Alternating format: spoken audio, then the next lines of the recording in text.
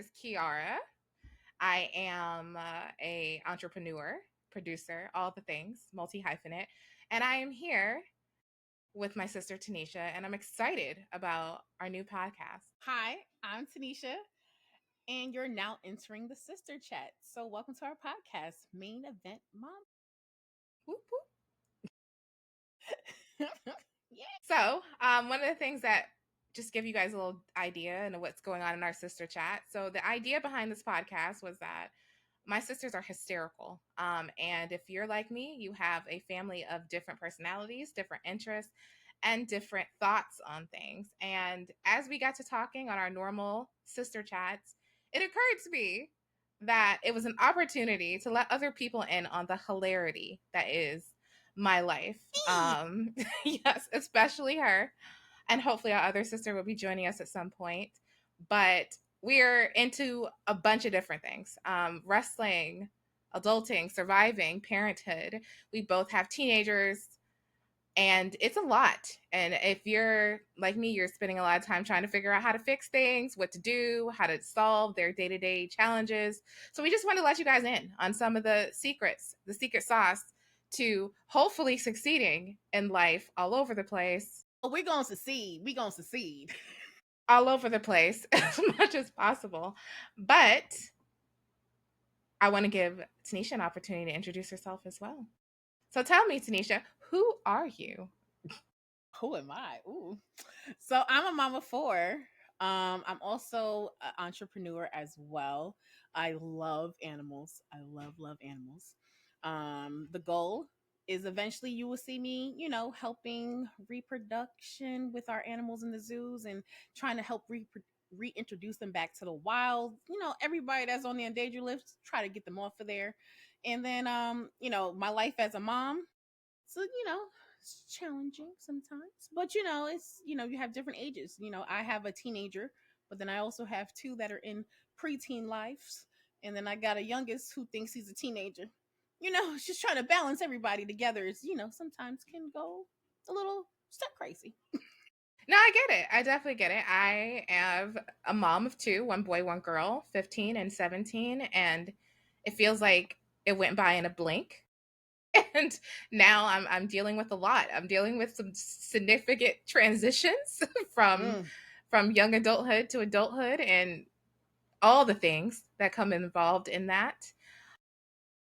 And being a multi-hyphenate person. So there's a lot going on every given day, being in business, whether it's my day job, whether it's other things that we have projects we have going on. So this is a great chance to kind of get to know us and spend a little time with the people who want to become your best friends, right?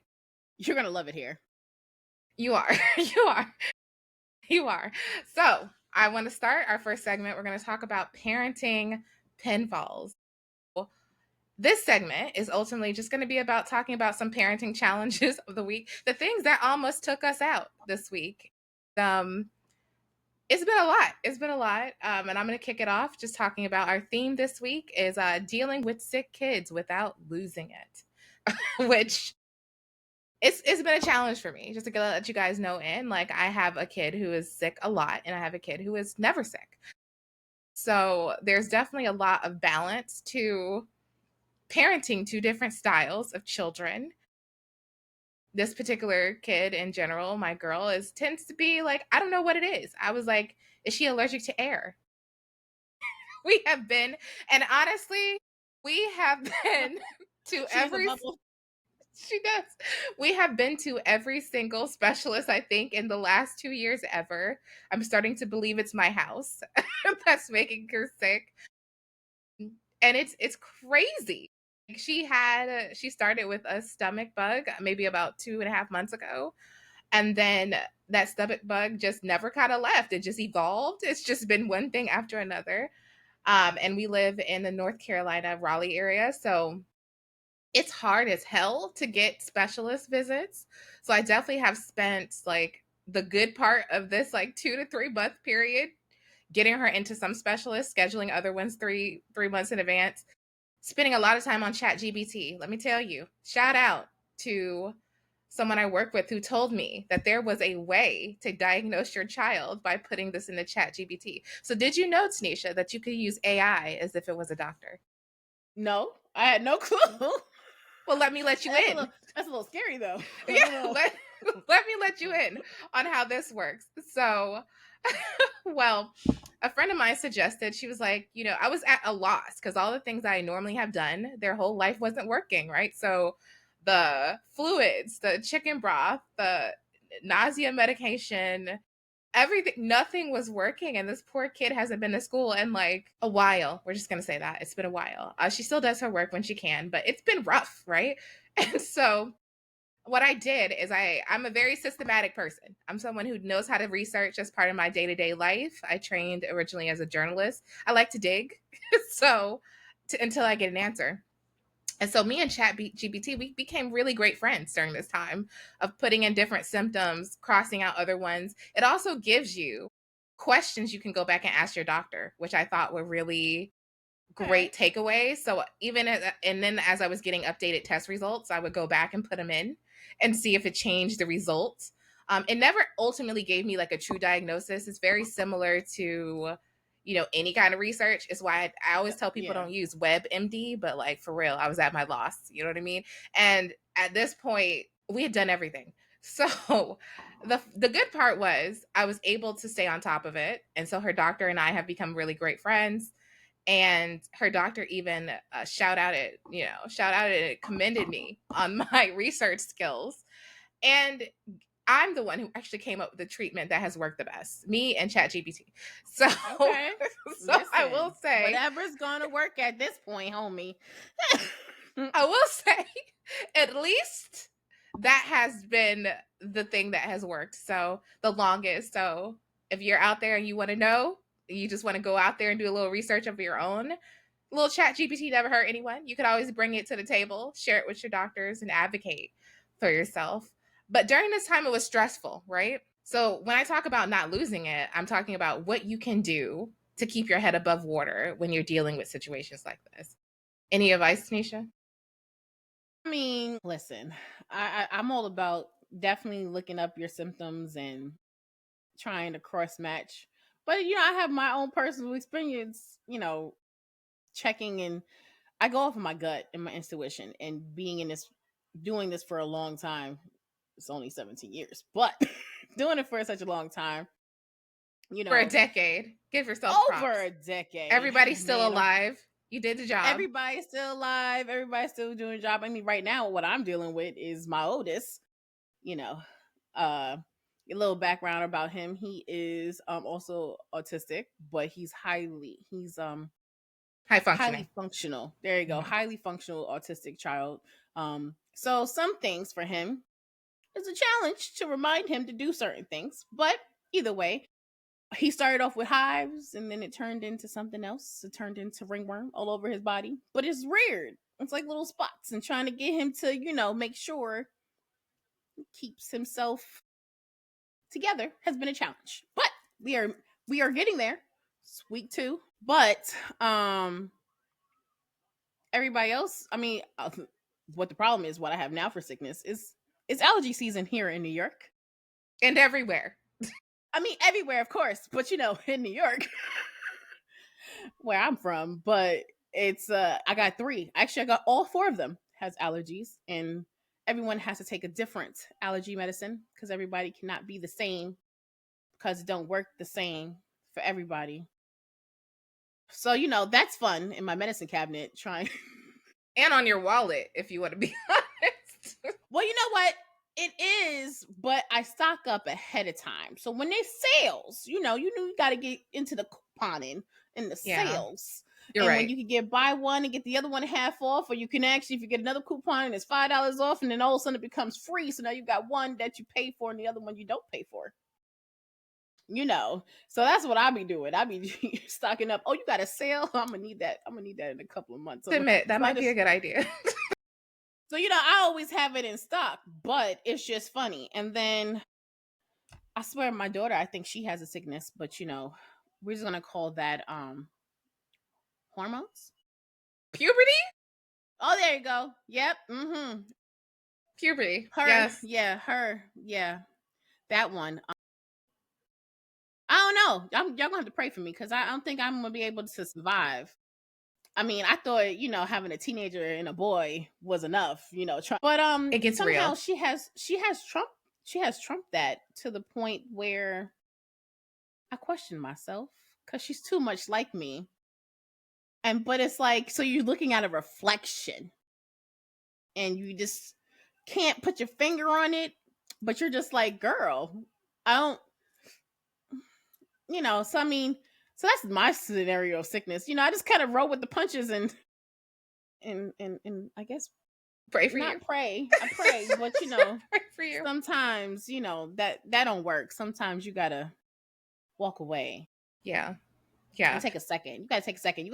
That's the one thing I will say. As a parent, the one thing I have learned, and I shouldn't feel guilty about, regardless if someone's sick or not, is the gift of walking away.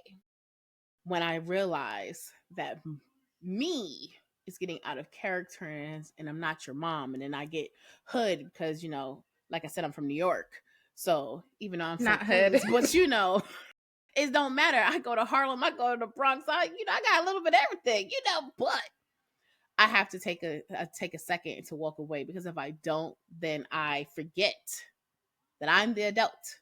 I am the parent. And sometimes it can go left real quick, and then then next thing I'm threatening to throw them out. fair. I mean, come on, let's not. Fair. We've all been there. Like, well, if you think you grown, you could go that way and see how you could be so grown outside, and then they go, oh wait, I'm so sorry. I know, because you can't do it. That's fair. You will at some point, but right now in this moment, they're still minors. You can't do it. Also still minors. Something to think about. I'm just saying. Think about. But no, absolutely, I agree with you. I've had my fair share of run-ins with that girl child. There's something unique about creating something that is like you.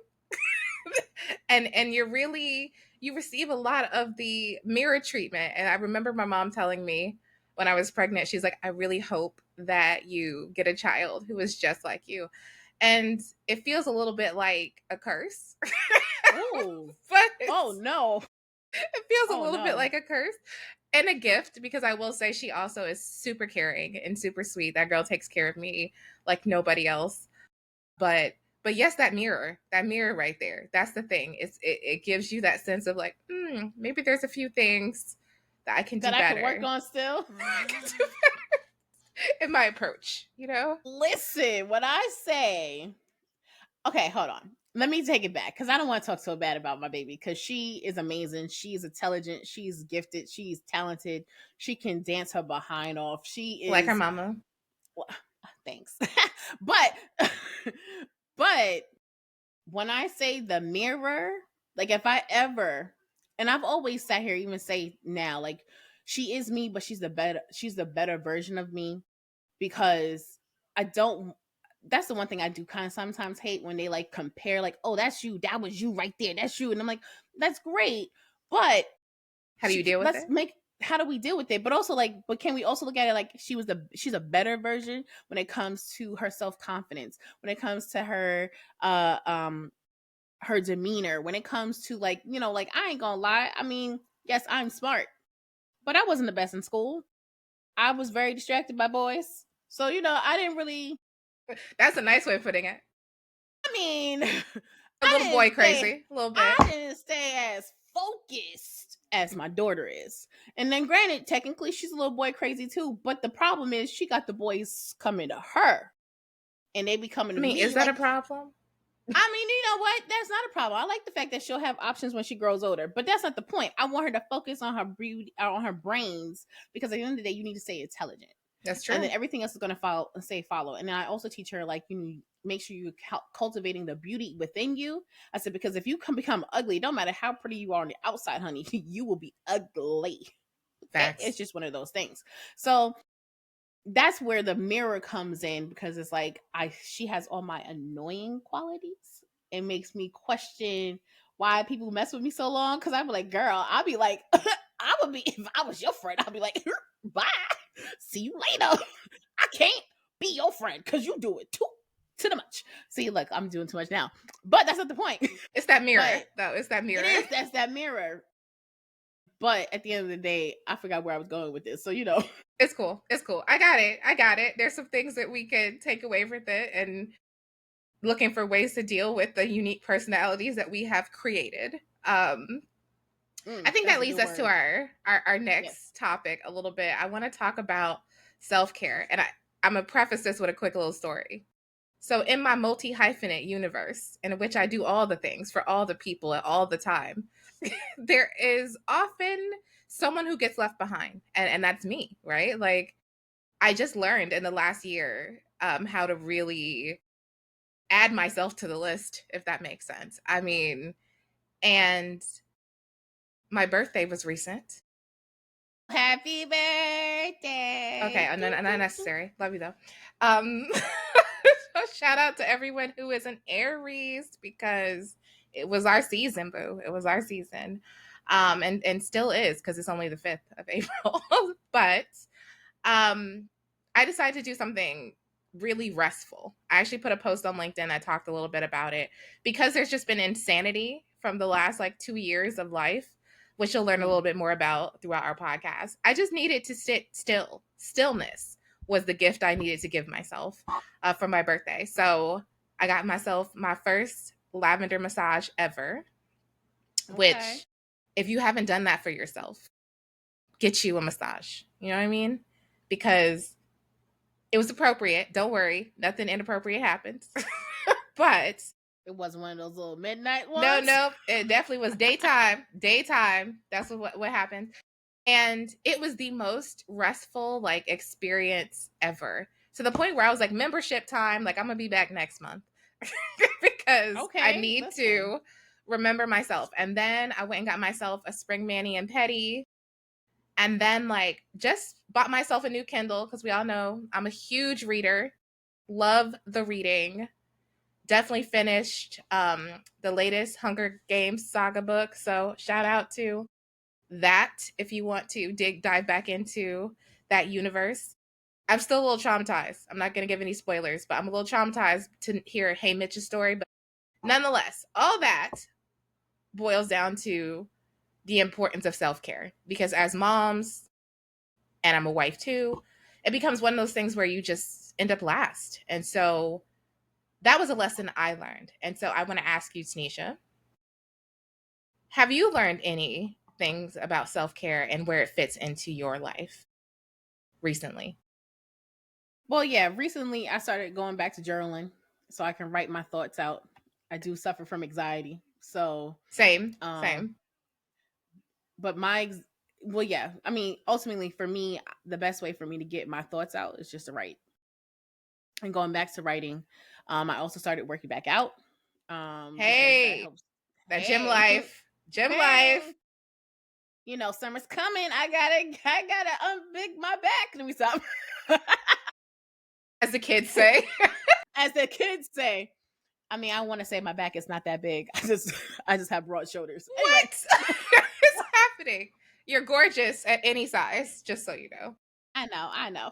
But so I also started doing that again, just so I can feel good. But also for me, I find getting my hair and my nails done helps boost my confidence, help me remember that I'm not just a mom, that I'm not just a girlfriend, that I'm not just a sister. I'm just me. So that helps me. Especially, just trying to navigate life in the last couple of months. It took me a second, but I had to refocus myself.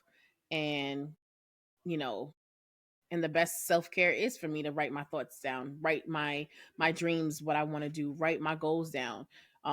And I feel, since I actually physically wrote them down, not writing it in the phone. So that's where I think people get it confused, because you could put something in the phone. But for me, putting it in the phone does not make it real. Doesn't make it reality. It's just like I wrote my thoughts down.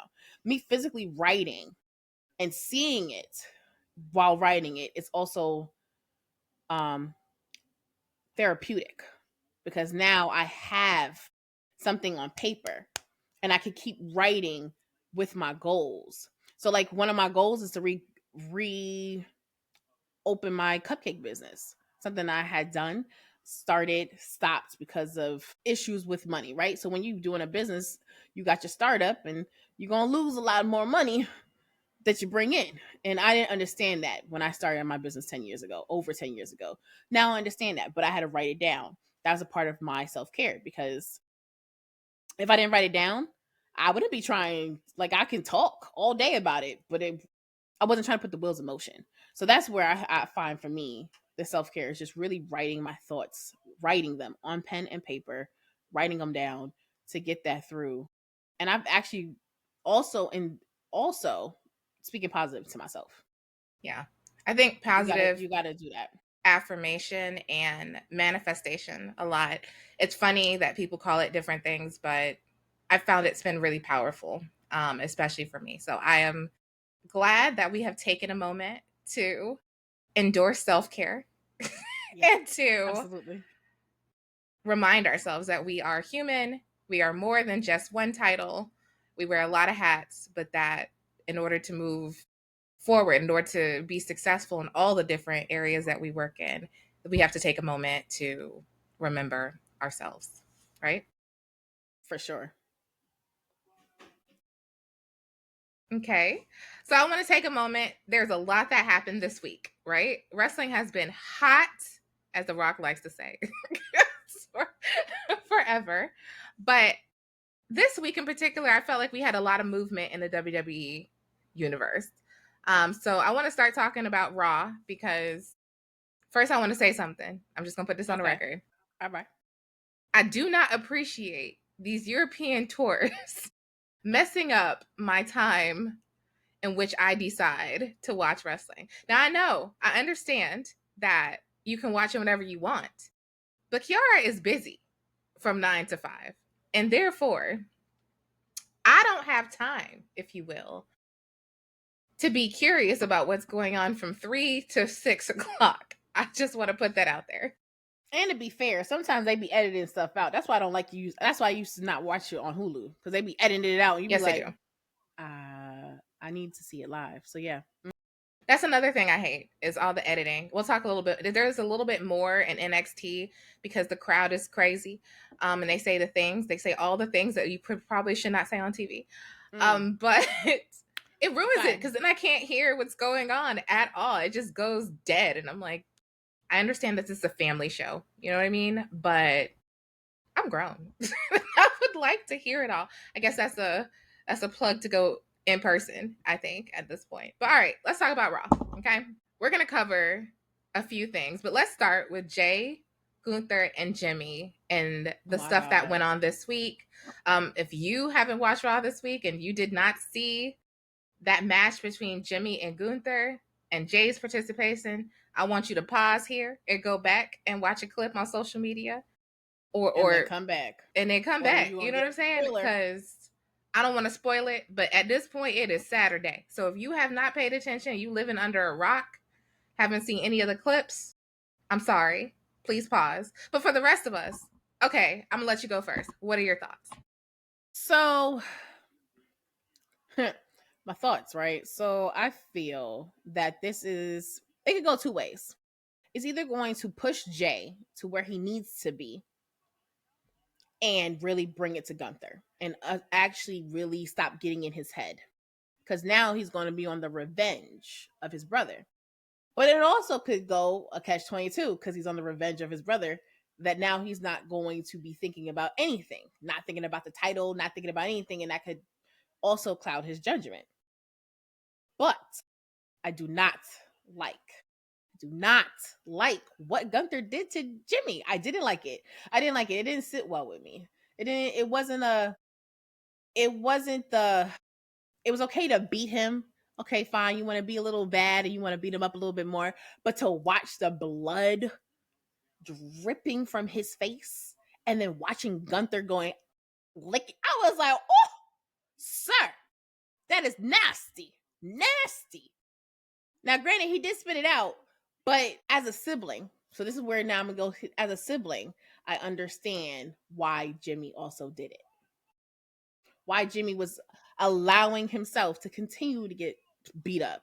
while he was allowing himself to continue. Because at the end of the day, we all know, some things. And I don't think it was supposed to go that far, but we know it was supposed to be certain things, right? We're adults.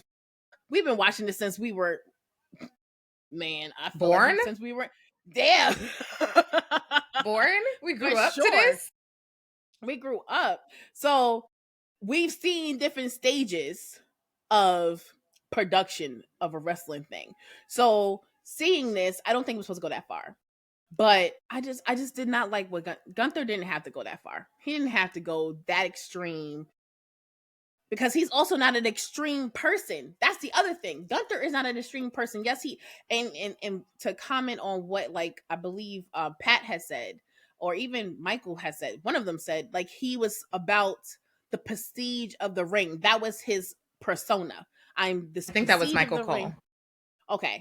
He's the prestige of it, and this is not how you are honoring the ring.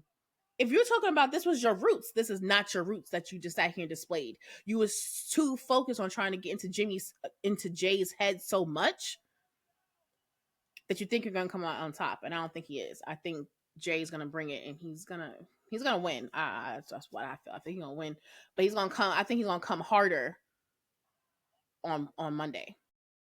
Yeah, I mean, I felt like they needed to turn up the heat on this feud anyway, just because it's getting lost in the Roman, Seth, and Punk of it all, right? It's getting a little lost. It doesn't have a main event spot on either night. And it's weird. It's weird to see something that seems to have lost steam a little bit instead of picking it up. I think this was their attempt to put some gas on it, if you will.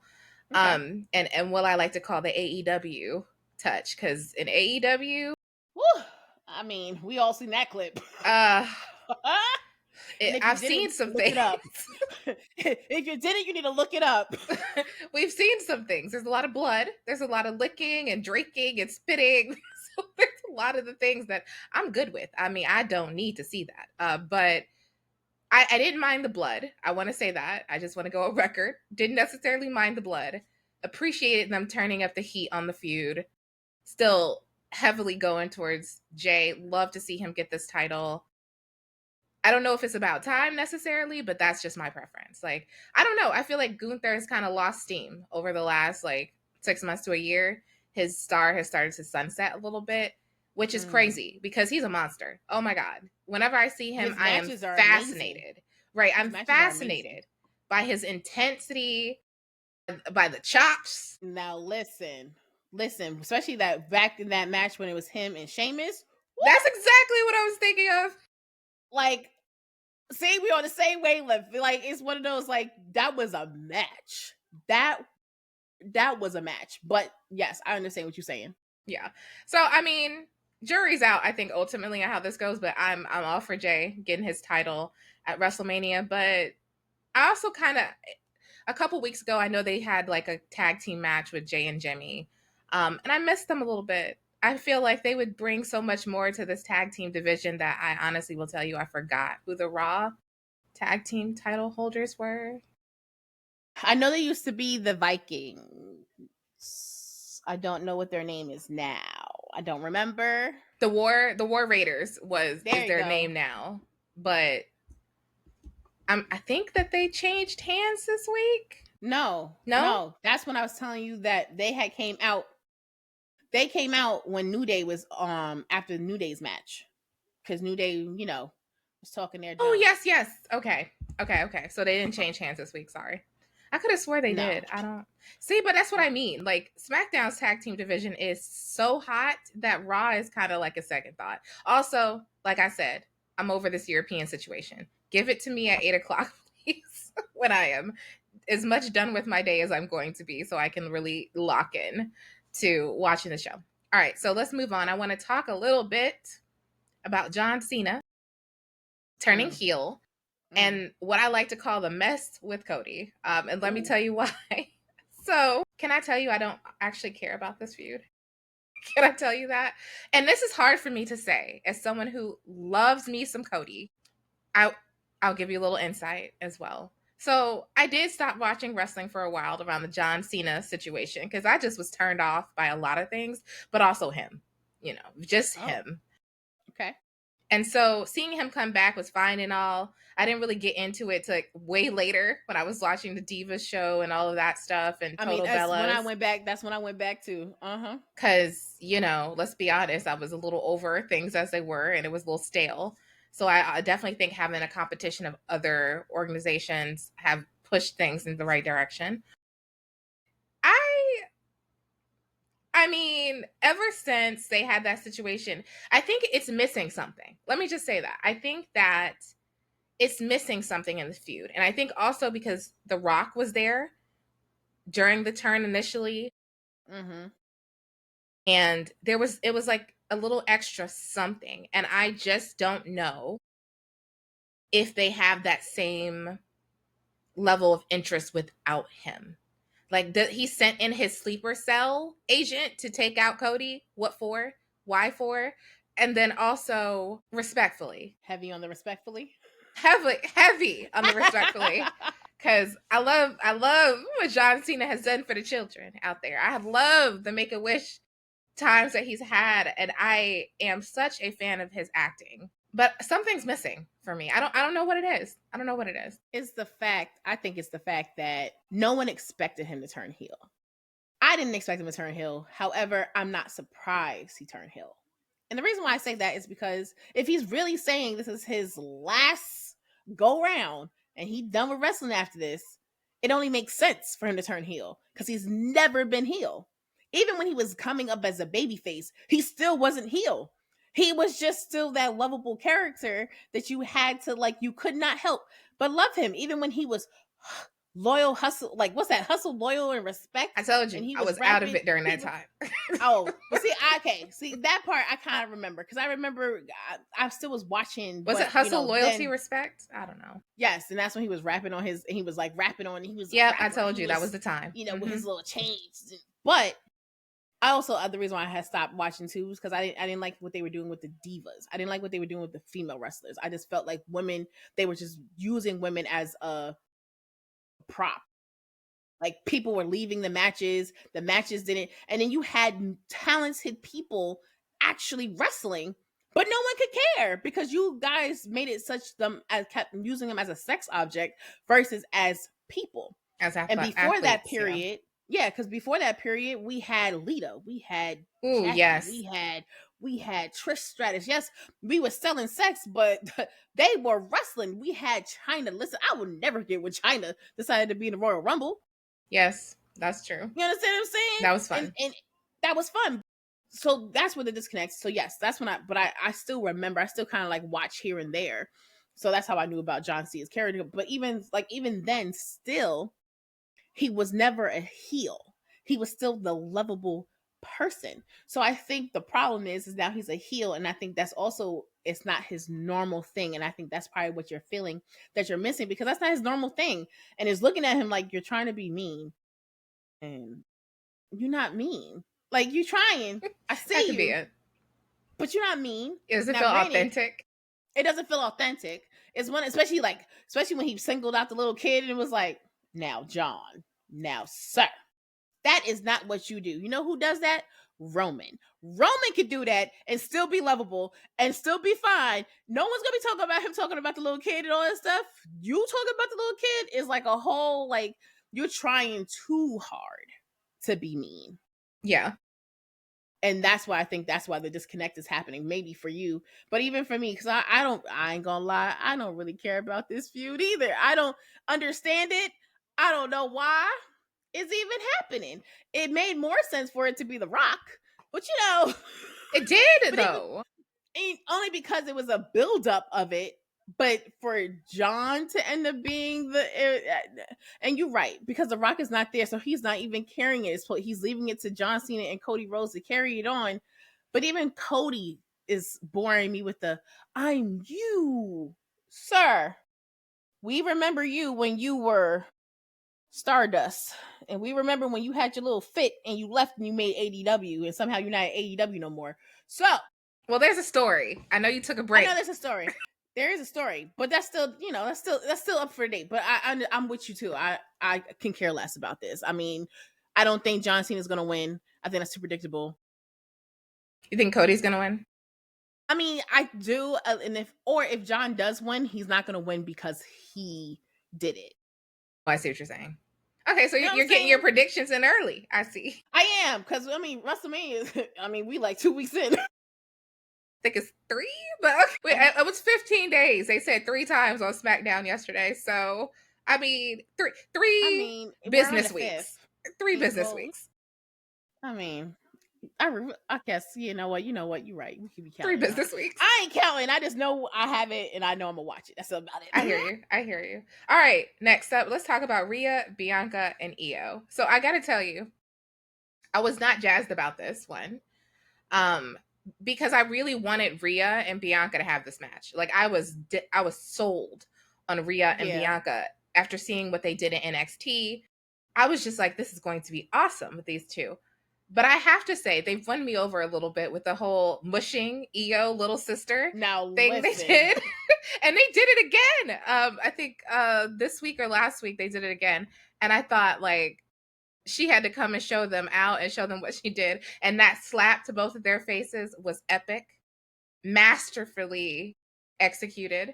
And so I'm a little into this. I'm not just because we were talking about women and in our obvious interest in watching women wrestlers, but just because I'm jazzed about all of them together now. I feel like and that's what I think the storytelling comes in, right? So I think when you compare this to what we were just talking about, there's levels to this story. Everyone's participating. It's not like they're telling the story in Rhea's at home or Io's at home. You have 3 dance partners and we're present with them leading into this huge event. So what do you think about it?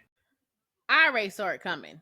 I knew the moment that Rhea lost, it was going to be a triple threat match. I just knew, because I knew Rhea wasn't going to let that one go.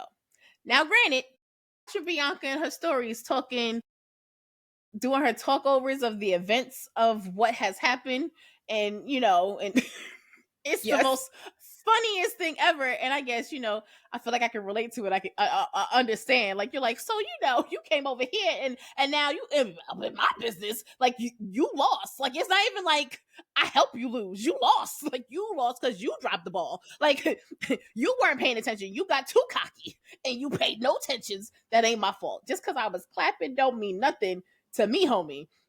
And I understand where Bianca was like, I just wanted to be fair. I just want, like, she didn't win. Like, it should just be me and Io. Like, and then on top of that, with Rhea sitting here signing her name, like, I'm signing my name. That was funny. I'm in this match. And it's like, that's not how that works. Huh? Like, when I tell you, when I watch Bianca and her voiceovers to it is the most hilarious things ever. Because I'm like, yeah, we were all kind of like, that's not how that works, honey. I mean, I can sign my name to lots of things. But that don't mean I'm about to become a millionaire. Because I'm like, ma'am, your other name is not on here. You signed it, but your other name. Now, do you want some fraud charges on top of that? Shout out to the fraud charges. Yeah, I'm saying, but do not recommend. No, I do not recommend. We do not recommend crime up in this joint. I'm so sorry. But to bring it back, it is something to watch. I do hope Bianca keeps her streak alive. Well, actually, no. She lost. No. She doesn't really have a streak at WrestleMania. I was gonna say, does she have a streak? She has a streak being in main events at WrestleMania. But hers is not even a main event either. So, because technically that kind of broke. But I do see it. I do think Bianca's going to win. But I just love the dynamic. The dynamic is, especially when they did the match and she was the referee and she was like, I did count. Like, you need that outfit was fire. Can I start with that? And the fact that she sold it by hand is even better, to the point where they had to acknowledge that she sold it by hand on live television. And I was like, see, now that's, because I'm like, she always makes her gear. So she it's does. Also like, that's nothing new, but it was like, oh, because she did it by hand. Now we're like, ooh. To the creativity and the gift that is. Bianca is the gift that keeps on giving. Okay. She really is. I mean, she's not the EST for no reason. I mean, just That's true. That's true. you know. That's true. But I do look forward to the match. I mean, the match I think is going to be very entertainment, and like you said, like the story time, like they are definitely selling the story, especially on social media. They're selling the story, and I really do look forward to that match, and I look forward to that match better than Cody Rhodes and John Cena for sure.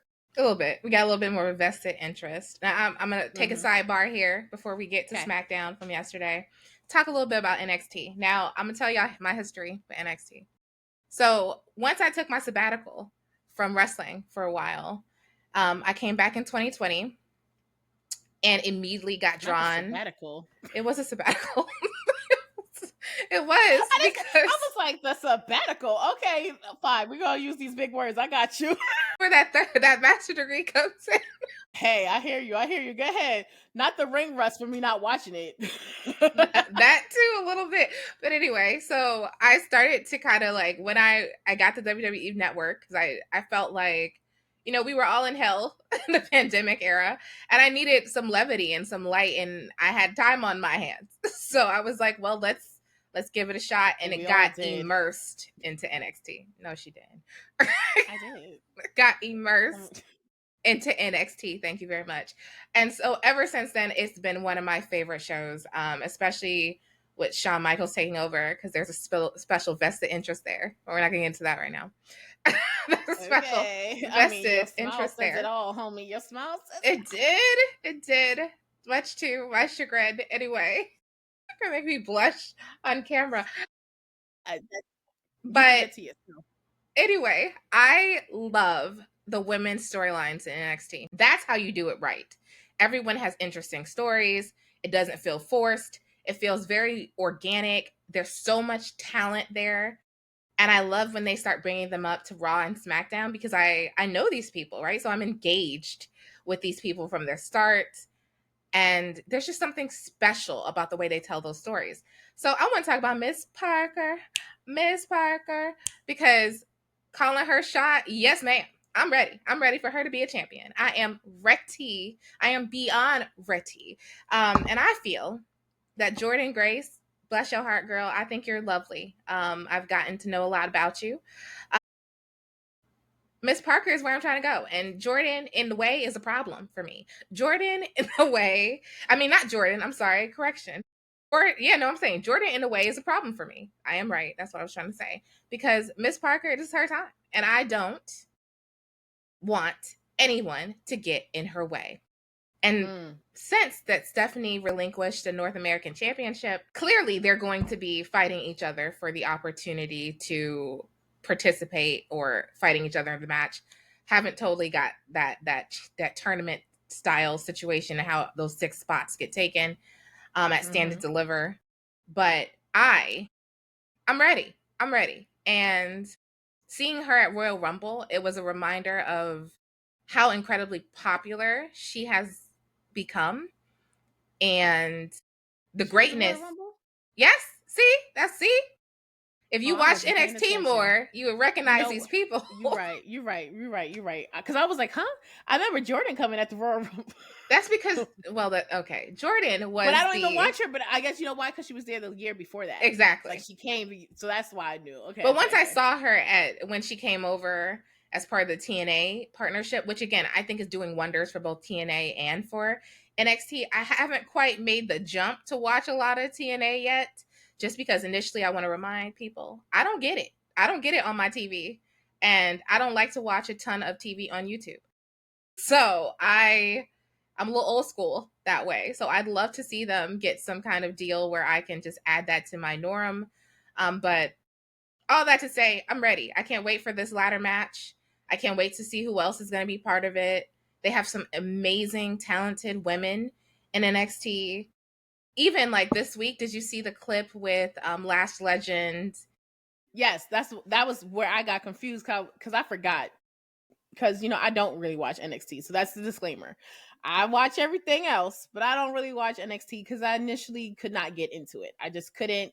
I didn't understand it. We're gonna recruit you. Like, you're gonna join the team. I mean, granted, now who was the writer then and who's the writer now are 2 different people, so maybe I can. I mean, I do know who Miss Parker is because I love her little thrip her what's that the thigh thrush or the Hypnotic hip thrush or whatever. There Hypnotic. you go. I mean, I also like the fact that they also got a lot of thick women, and they're not these little pencil. No offense. I mean, disclaimer. No offense to anybody who is a pencil shaped figure. That is, I'm just because I'm a little bit curvier and Everyone's thicker, beautiful. Let's just say that everyone's beautiful, but because of me, I just like to see representations of me, especially in the ring.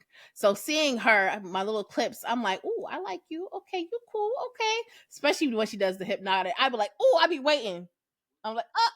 I was like, "Oh, she got knocked out." I said, "Okay," but I did see the clip of Lash Legend. But I mean, they are powerful. I mean, they're powerful. I don't have other words to really say right now because I have my other opinions about them. But you got other opinions?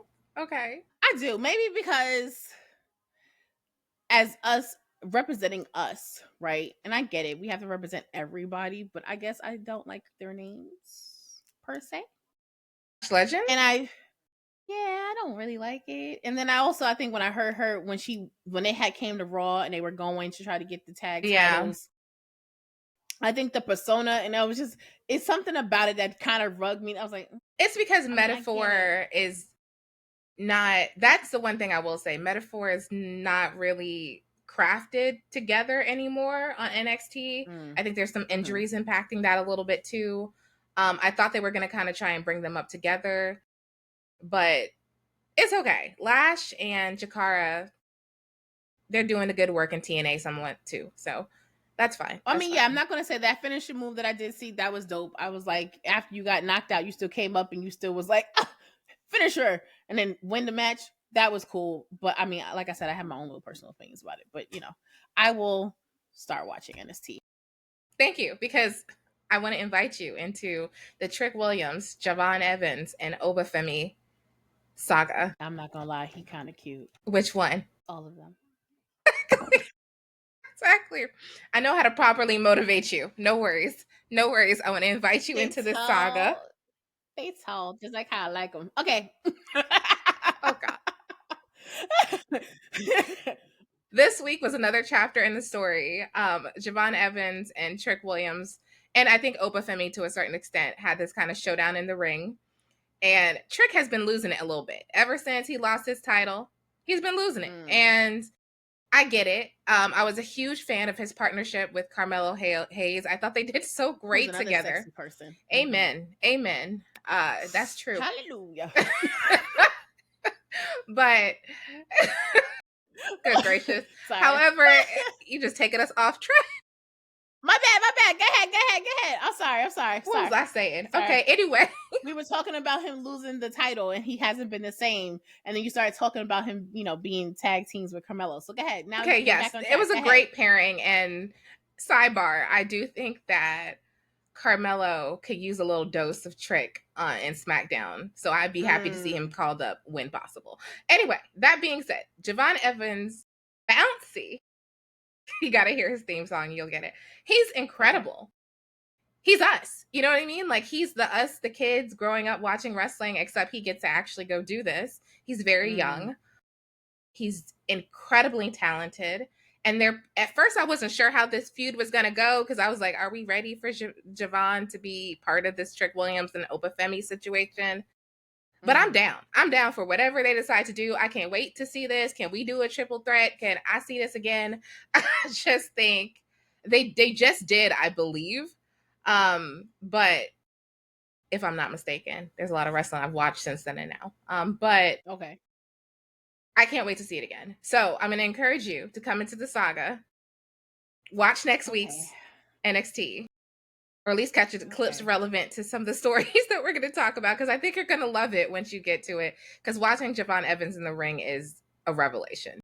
He just flies. A revelation? He just flies. The incredible work that he does is great.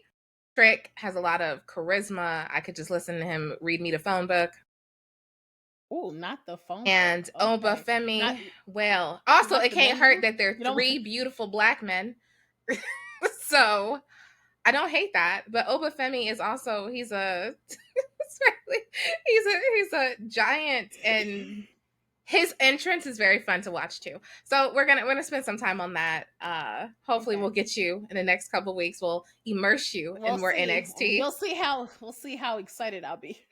We're gonna immerse you in that and introduce you some other storylines because I definitely think Stephanie Vaquer is incredible. Julia, I know she's out with the injury, also incredible.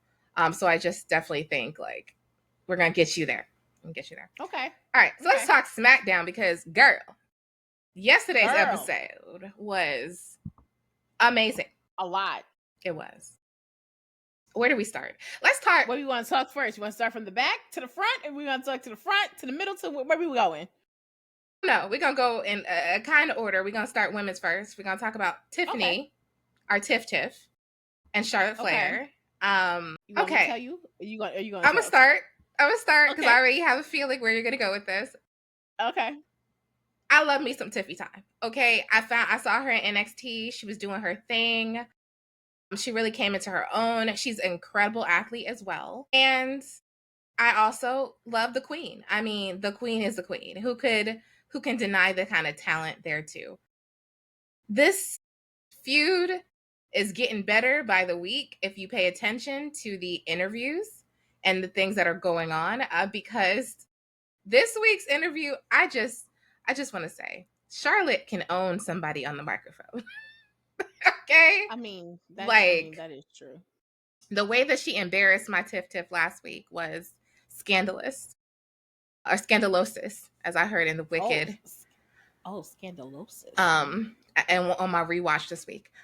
But it was bad. Like, she really got her good. And then the parting words from this week's SmackDown when Tiffany basically went after Charlotte for being 0-3 in her wedding situation, divorces.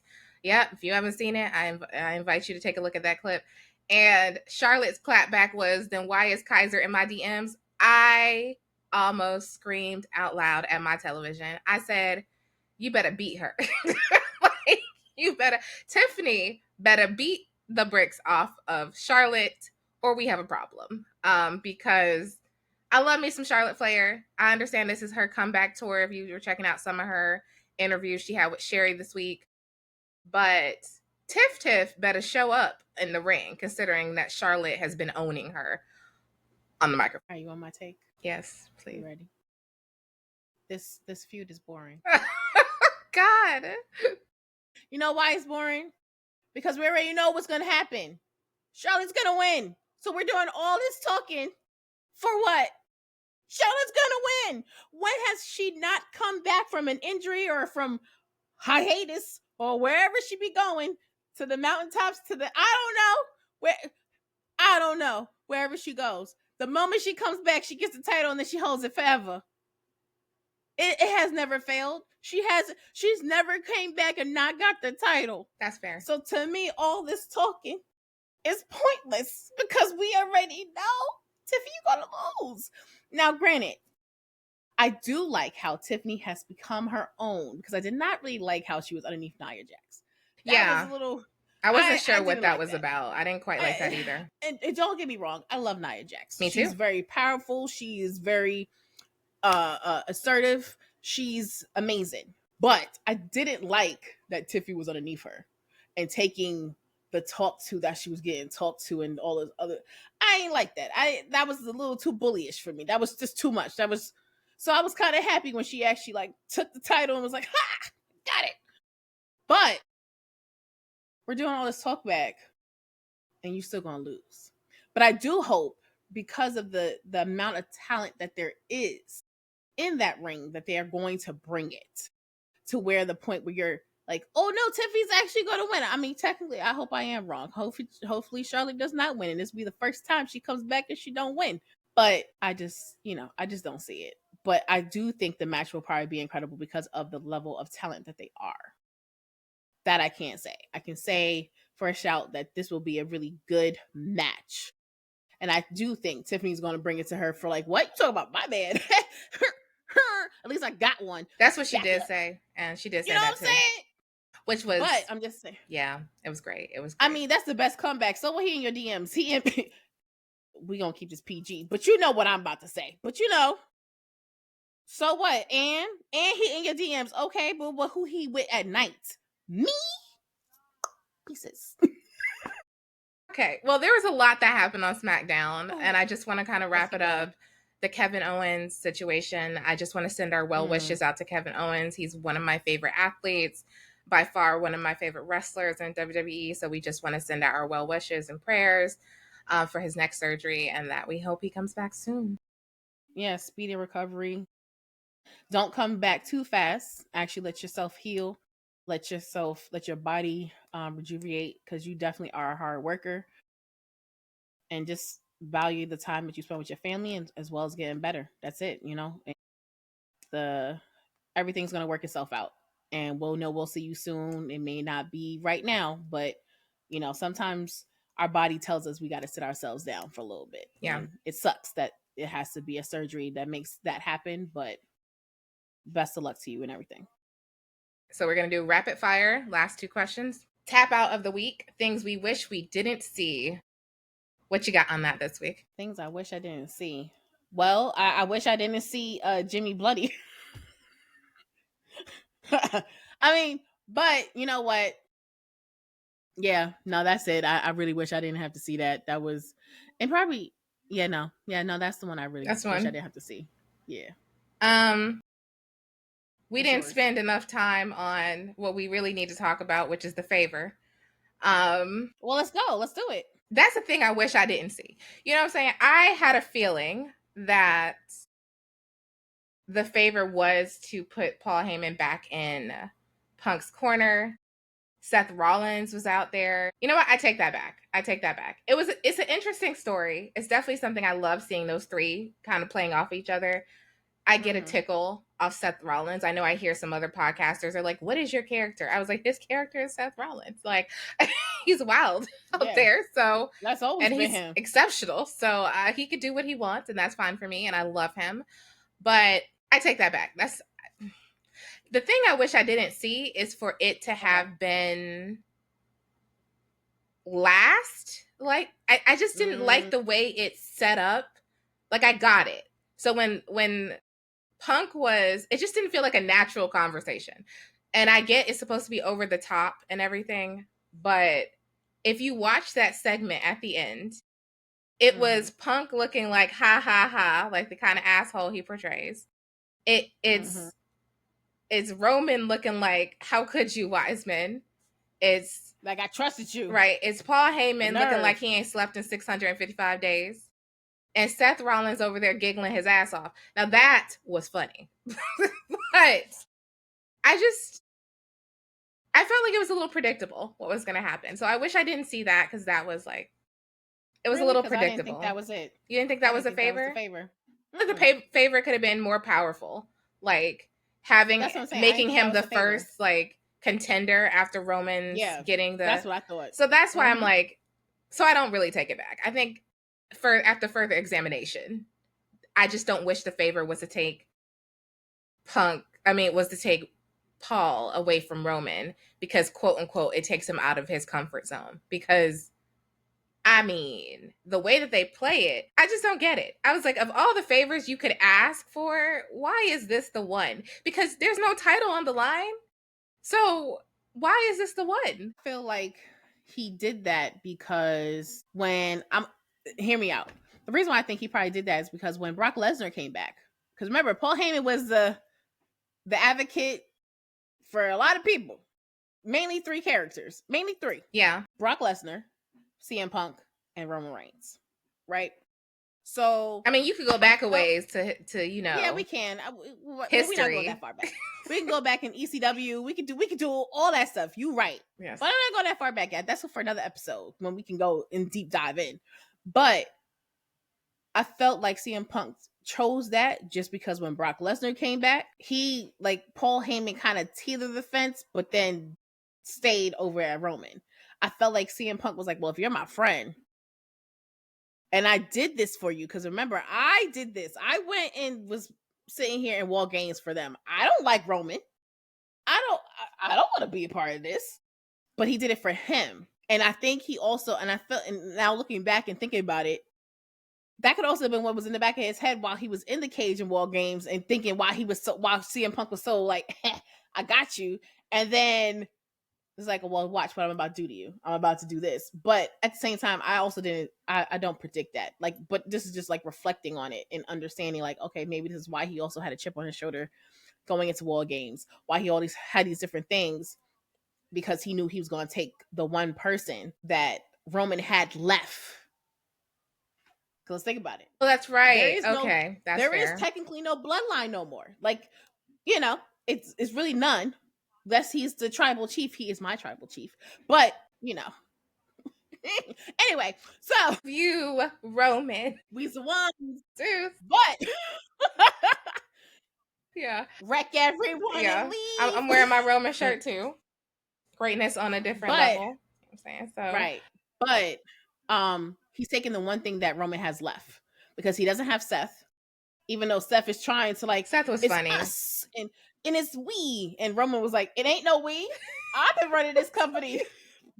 Back up, homie. Let's get. Which is true. Hysterical. I'm not going to lie. Which is true, though. But in essence, that is true, though. Because Roman did carry the company on his back for literally 2 years. That's fair. 2 years. So I think that was just, yeah, that's what I feel. That's what you feel. All right, next, our rapid fire. Why are you? This is a thing that makes us go hung. And I wanna start this one off because I don't know if you've had a chance to watch LFG, which is Legends and Future Greats. It's on A&E. It comes on Bubba, Booker T, Mickey James, and The Undertaker are mentors for these people who are training at the Performance Center, and it's been fun. I've enjoyed watching it for the most part. There's been some good moments, but what I've most enjoyed is meeting some of the talent and getting to see a preview of kind of what's to come. There, Tyra May Steele, who we all know is an Olympic gold medalist in wrestling. She got signed. It was a huge deal on Raw, if you remember, way back in the day. And there was a segment where Bubba tells Tyra May that she smiles too much. I saw that clip. That she's too happy. I saw that clip. And Naomi had posted somewhere. Mm-hmm. That, I will tell you, pissed me off a little bit. I understood what he was trying to do because they were trying to see a heel version of her, like what that would look like. And there was definitely a lot of conversation about like her being this really powerful figure, and she knows these moves like for real, so she could like really beat you, really like beat your ass, if you will. And she comes off as just happy to be here. You know what I mean?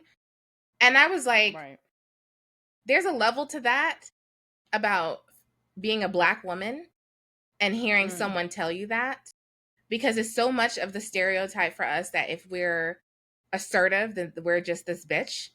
And I know that's something like many of us have fought against, and even like just in your day-to-day resting face, and people are just, you're mean. Like, I'm not. I'm just thinking, or they tell you to smile. Or tell you to smile. That's right. Random people come up to you. You should smile more. You have a beautiful smile. I mean, well, yes, but I'm not smiling right now. And so what he said really kind of rubbed me the wrong way. I understood the intent behind it. I loved her promo afterward, talking about why she is so grateful of the people who have died, who don't have this opportunity, who haven't seen her through her struggles and how she got here. And there was just something really powerful. And maybe that was his intent overall, was to kind of get her out of this one-dimensional, what it feels like character. To me, she doesn't feel one-dimensional. Yes, she feels eager. Yes, she's excited. Yes, she loves this opportunity. She's naturally good at it in a lot of ways. She's been in a lot of the matches that they've had. But it just rubbed me the wrong way, especially because I really love Bubba. And I think his goal was to make her better. But when you go into something like that without having that understanding, and maybe you don't care, or the context of what we as Black women battle against, often it rubbed me a little bit the wrong way. Yeah, I can say that. I mean, I saw the clip briefly. One, I didn't really know who it was. Gonna get you on another show. Another show to fill your calendar. Another show. Fill my calendar. I really didn't know who she was, but I definitely didn't like when he was like, "You smile too much," and it also kind of like made it seem like she thinks it's funny. But maybe that's her character. Like, I know for me, sometimes if I'm mad, I laugh. Yeah. It's a nervous reaction, right? Like, yeah, it's a nervous reaction. You should be scared that I'm laughing at you, because you should be like, wait, I was just being serious. Why you laughing? Right. And you're like, because that's letting you know that I'm being serious too. But and that your life might be on the line. Your life might be on the line. Right. Especially for me, don't let the pretty face fool you, because sometimes sometimes it could be one of those things you be like, wait a minute. Yeah. Like, and as you said, as us being Black women is definitely something that I encounter, especially being in New York. We're a little bit more walking. I don't want to make eye contact with you. Don't look at me. Don't even, keep it moving. I'm moving, you moving. Does that mean I'm not a nice person? No. That just means I also know how to mind my business and keep it moving. Like, I don't need to be looking everywhere and looking at you and smiling, because sometimes too, you can't also, as a Black woman or even as a woman, smile at somebody and not get them to want to come talk to you, and you're like, I really wasn't trying to talk to you. I was just trying to having a good day and expressing my joy. I was just having a great day and I was just happy. Like, I ain't trying to talk to you. And it's not even about men. It could just be people like, oh my God, I just want to. Girl, I don't want to talk to you either. I was just walking, laughing at something in my head, smiling just because I'm happy. That doesn't mean that's an invitation for you to come talk to me.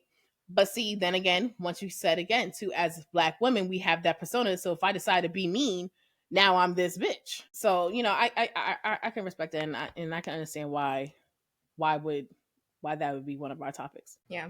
Was there anything this week that made you go like, why are you? Huh? Question marks. I don't know. I don't think so. I think no. Actually, that's no. okay. Not this week. I'm pretty sure it'll be something next week, but not this week. No worries. I get it. Now, I'm sure I said enough about my thoughts about. I want you to start watching LFG too. I'm just going to add that to your calendar schedule, and then we can, also cover that. But I want to do our last minute. We didn't talk about one more thing. What did we miss? We didn't talk about Naomi. You are so right. I want to let you go first. I'm just saying. You're right. Okay. Go first. You're right. I'm sorry. I forgot y'all. This is one of my favorites too. You go ahead. So I ain't gonna hold you. I don't like Jade. I never liked Jade. I ain't like her from AEW. And I also don't like her because my man like her. But okay. I'm joking. But anyway, I'm with Naomi. Because the whole reason why she left way back then is because she was unappreciated. She was undervalued. She wasn't being used correctly. They weren't using the tag team title correctly. And they still ain't doing that correctly, but that's a whole nother segment. So for her to now go and like, y'all still making me the bad guy. Well, let me show you what the bad guy is, because I didn't do anything wrong.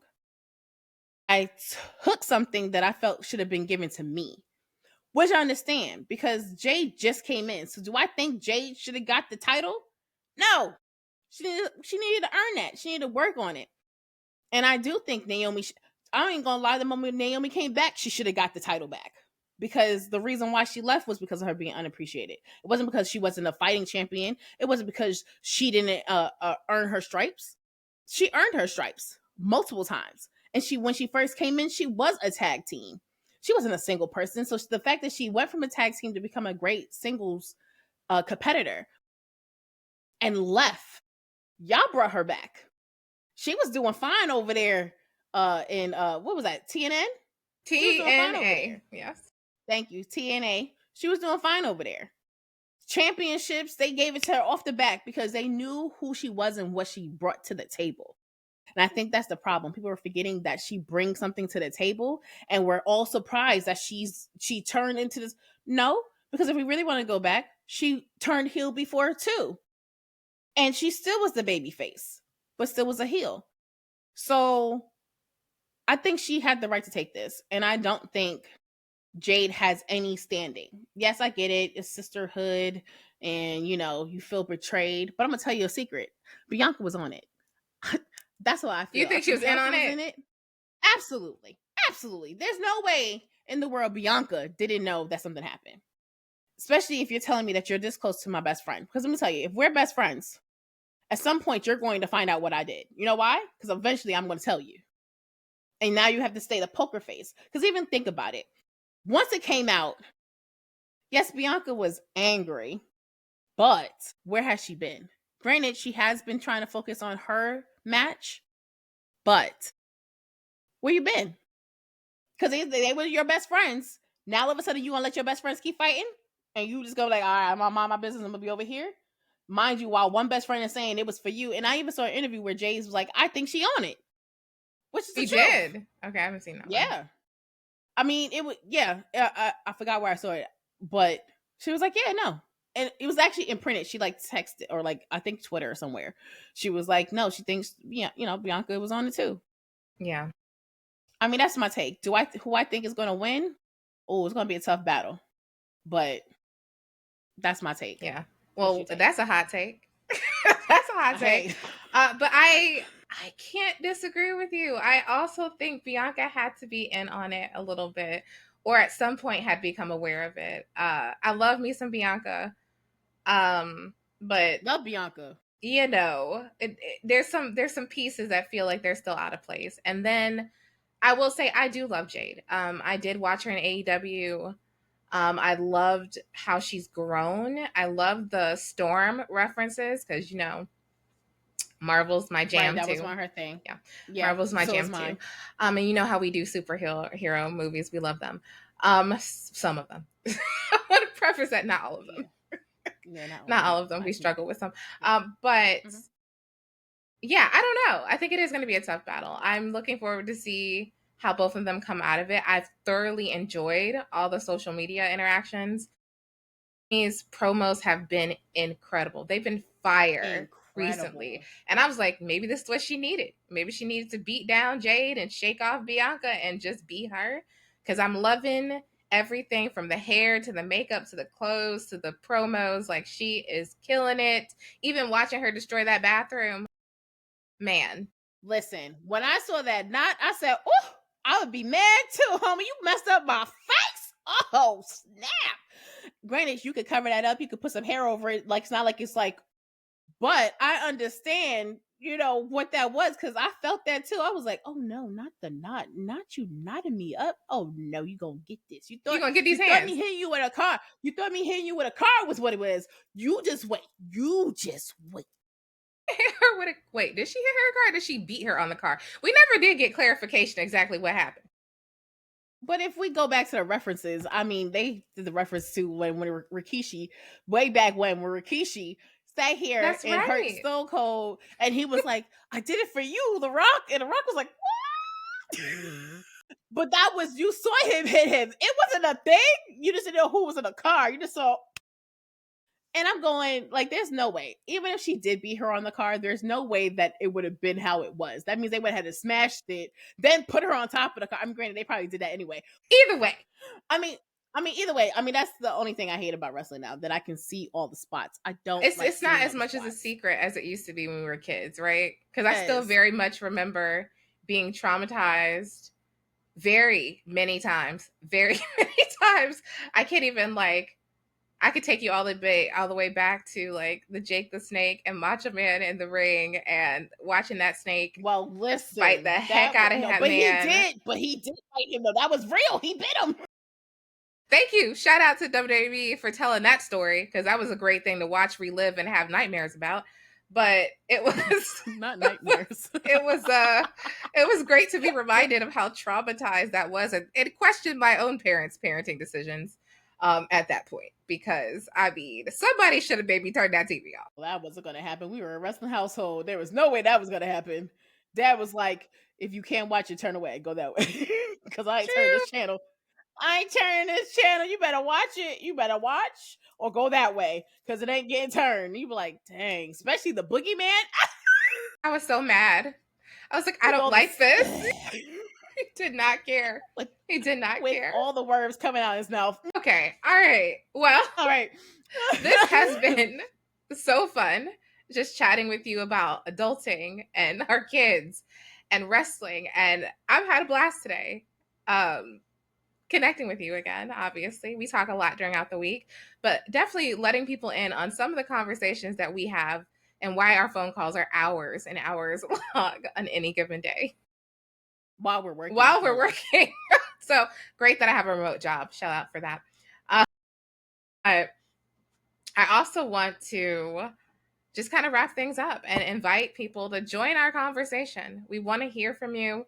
We want to know what you think of this episode. We want to know what we missed and you think was a hot take. What do you agree or disagree with? You can find us on our Instagram at Main Event Mamas Podcast. We also have a Facebook, Main Event Mamas Podcast. Connect with us, maineventmamas@gmail.com. Looking forward to hearing back from everybody. But other than that, it's been a good episode. We're going to dive into some other things. We definitely got some Bloodline recaps planned because that was the star of the show for many, many moons, and we have been in love with it.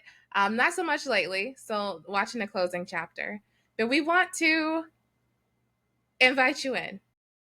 Come join our family, right? Because let me be the sister that you never had. but always wanted, okay? But always wanted. Because we are not new to this. We are true to this. And this was Main Event Mamas.